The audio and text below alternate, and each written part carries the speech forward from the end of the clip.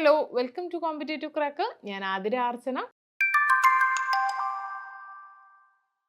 ഇപ്പോൾ നമ്മളുടെ CSEBയുടെ junior clerk cashier പരീക്ഷ ഫെബ്രുവരി 15-ാം തീയതി നടക്കുകയാണ്. അപ്പോൾ ആദ്യമായിട്ട് ഈ ഒരു പരീക്ഷ എഴുതുന്ന ഉദ്യോഗാർത്ഥികളെ സംബന്ധിച്ചിടത്തോളം നിങ്ങൾ ശ്രദ്ധിക്കേണ്ട വളരെ ഇമ്പോർട്ടൻ്റ് ആയിട്ടുള്ള കുറച്ച് കാര്യങ്ങളാണ് നമ്മൾ ഈ വീഡിയോയിലൂടെ ഷെയർ ചെയ്യുന്നത്. അപ്പോൾ നമുക്ക് വീഡിയോയ്ക്ക് കടക്കാം. ആദ്യമായിട്ടുള്ള ഒരു കാര്യം എന്ന് പറയുന്നത് നമ്മളുടെ ടൈമാണ്. ടൈം മാനേജ്മെൻറ്റ് എന്ന് പറയുന്നത് വളരെ ഇമ്പോർട്ടൻ്റ് ആയിട്ടുള്ള ഒരു കാര്യമാണ്. നമ്മുടെ സമചിത്തതയോട് കൂടിയിട്ട് നമുക്ക് പരീക്ഷയെ അപ്പിയർ ചെയ്യണമെന്നുണ്ടെങ്കിൽ സമയം നമ്മൾ ശ്രദ്ധിച്ചേ പറ്റൂ. അതിൽ നമുക്കറിയാം 160 ചോദ്യങ്ങളാണ് നമ്മളുടെ കോപ്പറേറ്റീവ് ബാങ്ക് എക്സാംസിന് CSEBയുടെ ജൂനിയർ ക്ലർക്ക് കാഷ്യർ പരീക്ഷയ്ക്ക് ഉണ്ടാവുക.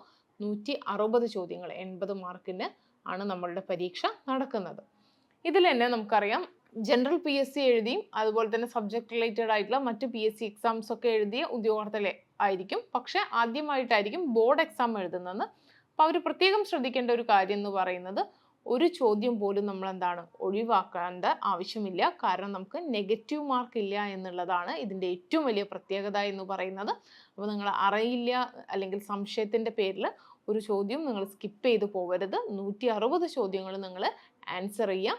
അത് തന്നെയാണ് ഇമ്പോർട്ടൻ്റ് ആയിട്ടുള്ള ഫസ്റ്റ് കാര്യം എന്ന് പറയുന്നത്. പിന്നീടുള്ള മറ്റൊരു കാര്യം എന്ന് പറയുന്നത് നമ്മളുടെ പരീക്ഷയ്ക്കുള്ള മൊത്തം വിഷയങ്ങളെ നമുക്ക് രണ്ടായിട്ട് തിരിക്കാം.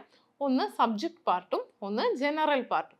ഈ സബ്ജക്റ്റ് പാർട്ടിൽ നമുക്ക് 100 ചോദ്യങ്ങളാണുള്ളത്, 50 മാർക്കാണുള്ളത്. നമ്മളുടെ സബ്ജക്റ്റ് അതായത് corporation, banking, accounting, cooperative law ആ ഒരു ഏരിയ ആണ് ഈ സബ്ജക്റ്റ് പാർട്ടിൽ വരുന്നത്. ജനറൽ പാർട്ടിൽ വരുന്നത് നമ്മളുടെ ഇംഗ്ലീഷ്, GK, മാത്സ് ആണ്. അതായത് 20 ചോദ്യങ്ങൾ ഇംഗ്ലീഷ്, 20 ചോദ്യങ്ങൾ മാത്സ്, 20 ചോദ്യങ്ങൾ GK, അങ്ങനെ 30 മാർക്കിന്. അപ്പോൾ ഇതിൽ നിങ്ങൾ സാധാരണ കൊമേഴ്സ് ബാക്ക്ഗ്രൗണ്ട് ഉള്ള ഉദ്യോഗാർത്ഥികളെ സംബന്ധിച്ചിടത്തോളം അവർക്ക് സബ്ജക്റ്റ് ഫെമിലിയർ ആയിരിക്കും. പക്ഷേ ഇംഗ്ലീഷ്, GK, മാത്സ് അവർക്ക് അത്ര പരിചയവും അല്ലെങ്കിൽ താല്പര്യവും ഇല്ലാത്ത ഒരു ഏരിയ ആയിരിക്കും. അങ്ങനെയുള്ള ഉദ്യോഗാർത്ഥികളാണ് നിങ്ങളെങ്കിൽ നിങ്ങൾ ആദ്യം അറ്റൻഡ് ചെയ്യേണ്ടത് നമ്മളുടെ സബ്ജക്റ്റ് പാർട്ട് തന്നെയാണ്. 100 ചോദ്യങ്ങൾ തന്നെയാണ് ആദ്യം നിങ്ങൾ ആൻസർ ചെയ്യേണ്ടത്. കാരണം നിങ്ങൾ ആദ്യം മാത്സിന് കുറച്ച് ടൈം എടുക്കും എന്നൊക്കെ ഉള്ളതുകൊണ്ട് മാത്സ് ആൻസർ ചെയ്യാൻ പോയി കഴിഞ്ഞാൽ നിങ്ങൾക്ക് മാത്സിന് സോൾവ് ചെയ്ത് നിങ്ങൾക്ക് അതിൻ്റെ ആൻസർ കിട്ടില്ല. നിങ്ങൾക്ക് അറിയുന്ന ഭാഗം ആയിട്ടുള്ള നമ്മുടെ സബ്ജക്റ്റ് നിങ്ങൾക്ക് വേണ്ട രീതിയിൽ അപ്പിയർ ചെയ്യാനും പറ്റാത്തൊരവസ്ഥ വരും. അപ്പോൾ അങ്ങനെ ഉണ്ടാവരുത്. നിങ്ങൾ ആദ്യം അങ്ങനെ ഉള്ള ആളുകളാണ് നിങ്ങളെങ്കിൽ നിങ്ങൾ ആദ്യം അറ്റൻഡ് ചെയ്യേണ്ടത് നമ്മളുടെ സബ്ജക്റ്റ് പാർട്ട് തന്നെയാണ്.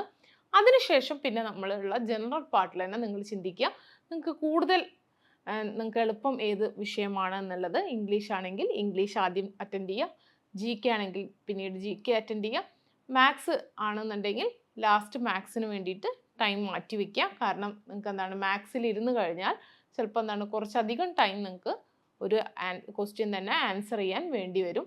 അപ്പോൾ അത് ബാക്കിയുള്ള മറ്റ് വിഷയങ്ങളെയൊക്കെ ബാധിക്കും. അപ്പോൾ ആ രീതിയിൽ നിങ്ങൾ മാത്സും അറ്റൻഡ് ചെയ്യുക. ഇനി മാത്സ് പെട്ടെന്ന് സോൾവ് ചെയ്യാൻ പറ്റുന്ന കപ്പാസിറ്റി ഉള്ള ആളുകളാണെങ്കിൽ നിങ്ങൾക്ക് മാത്സ് ആദ്യം ചെയ്യാം. നോർമൽ രീതിയിലുള്ള ആളുകളെ കുറിച്ചാണ് നമ്മളിവിടെ പറഞ്ഞത്. അപ്പോൾ അങ്ങനെ നിങ്ങൾ ഒരു സമയക്രമം പാലിച്ചുകൊണ്ട് നമ്മുടെ എക്സാമിനെ അഭിമുഖീകരിക്കുക. പിന്നീടുള്ള ഒരു കാര്യം എന്ന് പറയുന്നത് ഞാൻ നേരത്തെ പറഞ്ഞ പോലെ തന്നെ റിപ്പോർട്ടിംഗ് ടൈമാണ്. ടൈം പ്രത്യേകം ശ്രദ്ധിക്കുക. റിപ്പോർട്ടിംഗ് ടൈം 10 മണിയാണ്. ആ 10 മണി എന്നുള്ളത് നിങ്ങൾക്ക് കുറച്ച് നേരത്തെ വന്നാലും നിങ്ങൾക്ക് റിലാക്സ് ചെയ്തുകൊണ്ട് മൈൻഡ് ഫ്രീ ആയിട്ട് പരീക്ഷേനെ അറ്റൻഡ് ചെയ്യാം. അപ്പോൾ ആ രീതിയിലുള്ള കാര്യങ്ങൾ നിങ്ങൾ പ്രത്യേകം ശ്രദ്ധിക്കുക. പിന്നെ ലാസ്റ്റ് റൗണ്ട് റിവിഷനിൽ വളരെ ഇമ്പോർട്ടൻ്റ് ആയിട്ടുള്ള PYQസിലൂടെ നിങ്ങൾ കടന്നു പോവുക. പുതിയ കാര്യങ്ങൾ പഠിക്കാതെ പഠിച്ച കാര്യങ്ങൾ തന്നെ റിപ്പീറ്റ് ചെയ്ത് പഠിക്കാൻ വേണ്ടി ശ്രമിക്കുക. ഈ കുറച്ച് ദിവസങ്ങളേ ഉള്ളൂ. അപ്പോൾ ഈ ഒരു ദിവസങ്ങൾ പുതിയ കാര്യങ്ങളൊന്നും നിങ്ങൾ പഠിക്കാതിരിക്കുക. പക്ഷെ പഠിച്ച കാര്യങ്ങൾ തറവാക്കാൻ ശ്രമിക്കുക.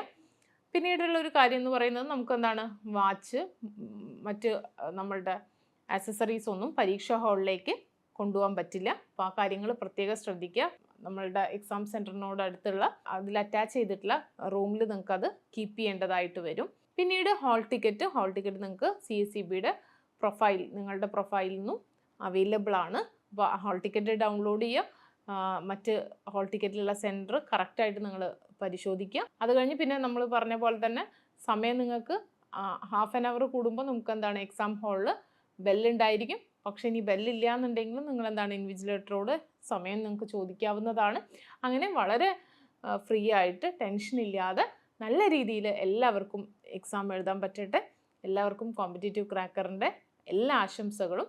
അപ്പോൾ നമ്മളുടെ എക്സാം 12:30-ക്കാണ് കഴിയുക. അധികം വൈകാതെ നമ്മൾ ആൻസർ കീ ഡിസ്കഷനുമായിട്ട് വരും.